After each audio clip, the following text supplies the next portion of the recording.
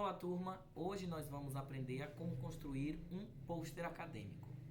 Bom, se você chegou até aqui, é porque você já construiu um projeto de pesquisa e você já tem um resumo simples.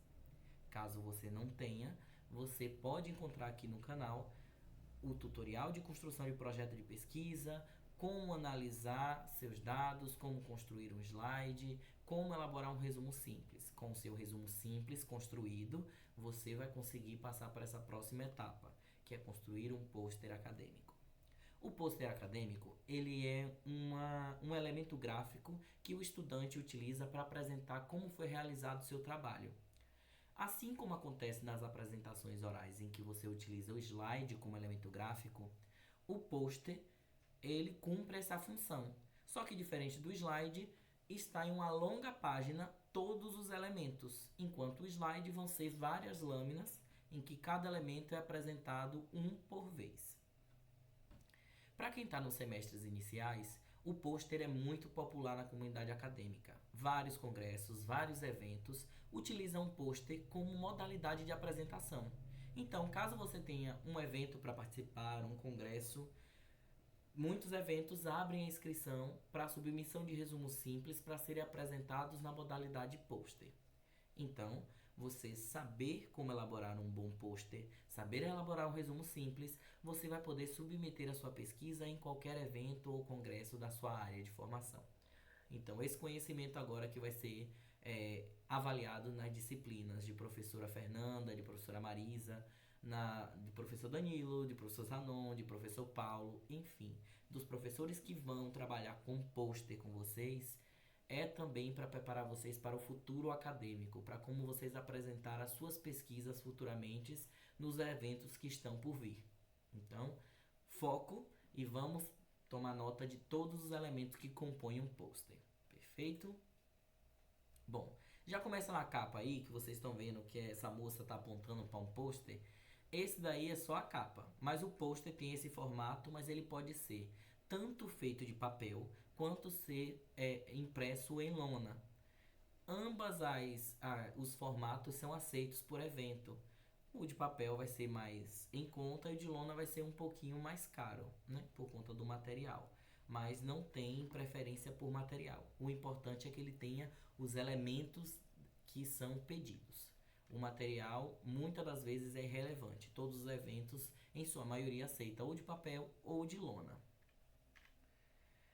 O pôster ele tem esse formato aí, ele tem 90 centímetros por 1,20, então é 90 de largura por 1,20 de altura, e ele vai ter essa aparência aí. Ele é formado por bloquinhos de textos e imagens que identificam tudo o que está acontecendo aí na sua pesquisa.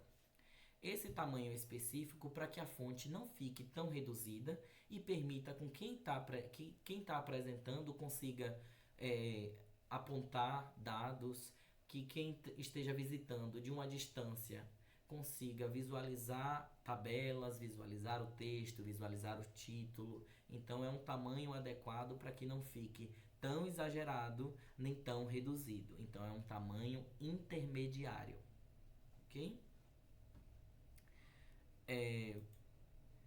Como falei, é muito popular e eu vou passar algumas imagens aqui de eventos que ocorreram com apresentação de posters. Aí você vê esse rapaz apresentando o pôster e lá atrás tem outros posters sendo apresentados. Aqui na frente também tem um. Então, a apresentação de pôster acontece de forma simultânea. Então, são vários posters que estão ali na parede e eles apresentam ao mesmo tempo. Então, os visitantes e os avaliadores vão passando ao mesmo tempo e avaliando o pôster, avaliando o trabalho. A nossa oficina de pôster também vai ser da mesma forma.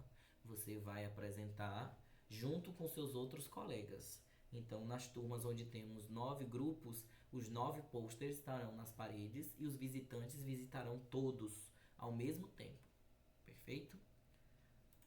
Aqui mais um exemplo de um pôster, a gente vê que tem aquela mesma configuração de bloquinhos de texto, a gente tem menos imagens nesse. Aqui mais 2 posters de exemplo, perceba que ele tem uma característica, a gente olha para ele e reconhece que ele é um pôster acadêmico, que ele tem um teor acadêmico. O primeiro elemento que vocês vão construir no pôster será o título e autores. Mas antes disso, eu vou mostrar para vocês qual será o modelo que vocês irão utilizar.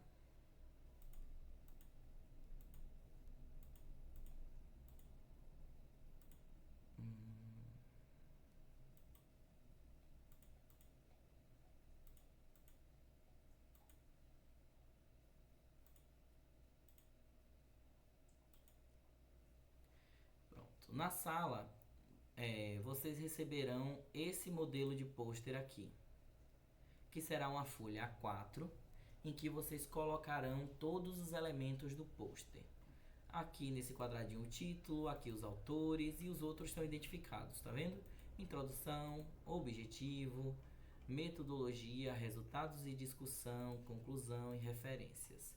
Aí a gente fez uma logozinha aqui para identificar a faculdade e o evento, que vai ser nossa primeira oficina de pôster, para que a gente consiga identificar esse evento que vai acontecer. Então, na primeira aula, vocês vão construir o modelo de pôster. Então, vocês vão ter esse modelo em formato reduzido, em uma folha A4, no tamanho de uma folha de ofício. Nessa folha A4, vocês vão fazer o protótipo de como será o pôster em tamanho maior. Depois que vocês fizerem esse modelo de pôster pequeno, na próxima aula vocês vão construir o modelo maior. Então vocês vão trazer a folha de papel metro 90 por 1,20, piloto preto e régua, e vocês vão transferir tudo que vocês produziram na miniatura no pôster maior. E aí, às 9h30, começa a apresentação. Os visitantes chegam para avaliar o pôster de vocês. O primeiro elemento que vocês vão fazer vão ser os títulos e os autores. O título vai ser o mesmo título que está no seu resumo simples, então você não vai mudar o seu título. É o título da sua pesquisa. Então você transcreve aqui tal e qual. No nome dos autores, geralmente a gente coloca o nome dos autores e o sobrenome, o último sobrenome, a gente coloca em letra maiúscula. E a gente coloca algum destaque para quem está apresentando. Ou a gente coloca negrito, ou a gente coloca um sublinhado, para que o avaliador lembre o nome completo de quem está apresentando, né? E caso você não esteja perto do seu pôster, saiba que você foi apresentar, né? Que aquele pôster pertence a você. Você é o elemento, o componente do seu grupo que está presente naquele dia e vai apresentar o seu pôster. Então, colocando o título e colocando os autores, é um detalhe que você não pode esquecer, porque é o que vai estar com a fonte maior e é o que vai fazer com que o seu pôster seja identificado. Se tivesse o nome dos autores, dificilmente ele vai ser identificado pelo avaliador. E aí você pode ficar ali esperando o avaliador chegar e ele não encontra o seu pôster para avaliação, porque o título pode estar diferente do que você submeteu no evento. Na introdução, naquela caixinha de introdução, você vai transcrever a introdução idêntica que está no resumo. E aí, na introdução, se vocês lembrarem de como foi elaborar a introdução do resumo, vocês colocaram conceito, contexto e justificativa.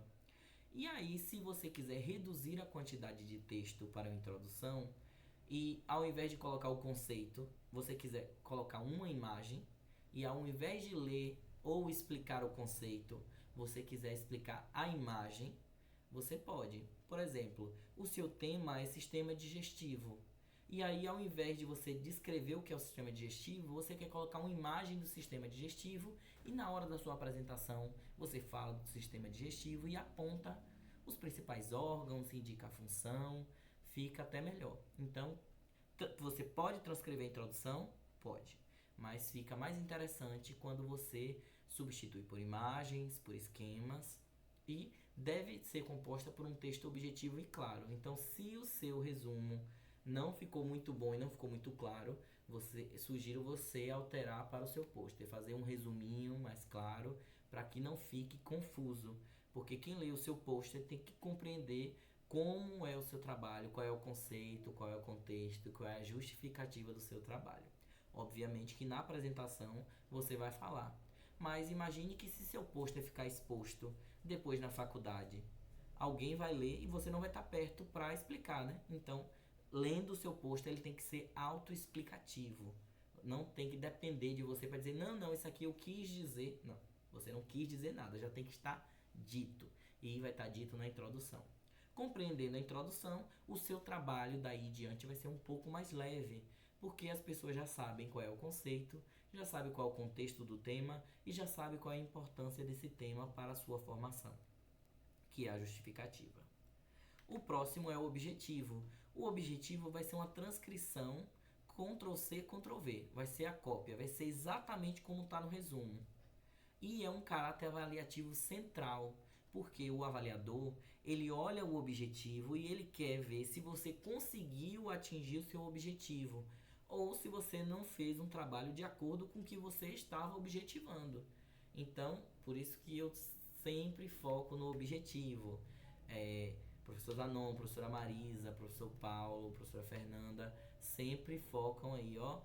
O objetivo tem que ser tal e qual está no roteiro de pesquisa. O objetivo não pode mudar. Se seu objetivo for fazer uma pesquisa de tal modo, ela tem que continuar no resumo e no pôster, no slide, no que seja. Seu objetivo não muda, que é o que você estava buscando de dados. Então, nesse item aí, você vai botar tal e qual está no seu resumo. E no seu resumo tem que estar tal e qual está no seu roteiro de pesquisa. O objetivo não pode mudar.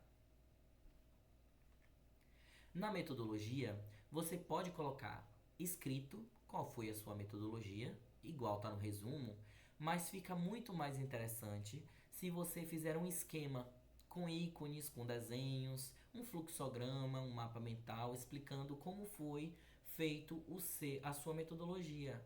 Então a pesquisa foi feita como? Foi um formulário do Google, você pode botar um ícone do formulário do Google. Foi compartilhado pelo WhatsApp, você pode botar um ícone do WhatsApp. Foi criado um link, tem um íconezinho do link. Foi criado um QR Code, coloque um íconezinho do QR Code. Foi enviado para a comunidade acadêmica de quais cursos, vocês podem botar os símbolozinhos de cada curso. Enfim, colocando ícones, colocando desenhos, deixa o seu pôster mais chamativo, mais claro do entendimento e facilita até para você apresentar, porque explicar um esquema lhe deixa mais livre para falar do que ter um bloco de texto que vai acabar forçando a você ler aquele texto e não interpretar um esquema, perfeito? Então, na metodologia, pode conter a descrição, mas eu recomendo que tenha esquemas. E tem que deixar claro como foram obtidos os dados. Se não ficou claro, vai gerar perguntas e aí vai ser um ponto que os avaliadores podem levantar. Ó, faltou aqui saber como você coletou o dado, não dá para entender direito. E aí, pense sempre que na metodologia tem que estar claro como foram obtidos os dados. A próxima caixinha são os resultados. Em muitos posters, os resultados e a discussão, eles vêm separados. Então pode ter resultado e em outra caixinha, discussão. Nosso modelo de pôster, a gente escolheu botar junto resultados e discussão, porque nossa pesquisa foi bem reduzida, bem rápida, então a gente não vai ter tantos elementos para fazer discussão. A gente precisaria de mais tempo para pensar numa discussão mais robusta. Então, nossos resultados, a gente vai dar ênfase naqueles que ilustram melhor seus objetivos, que são aqueles que estão lá no seu resumo. E aí você pode utilizar esses dados com os gráficos que o Google gerou, e aí você transfere o desenho do gráfico para o seu resumo simples ou para o seu pôster, ou você pode pegar todos os seus dados e construir uma tabela, pegar todos os dados relevantes e construir uma tabela. Mas aí você tem que focar naqueles que atingem seus objetivos e na hora da sua apresentação você vai informar quais são desses dados aquele que chama mais atenção, seja por convergir para o seu objetivo ou divergir do seu objetivo. As duas formas podem chamar a atenção. Na discussão, é aquilo que eu falei, que pode estar junto ou separado.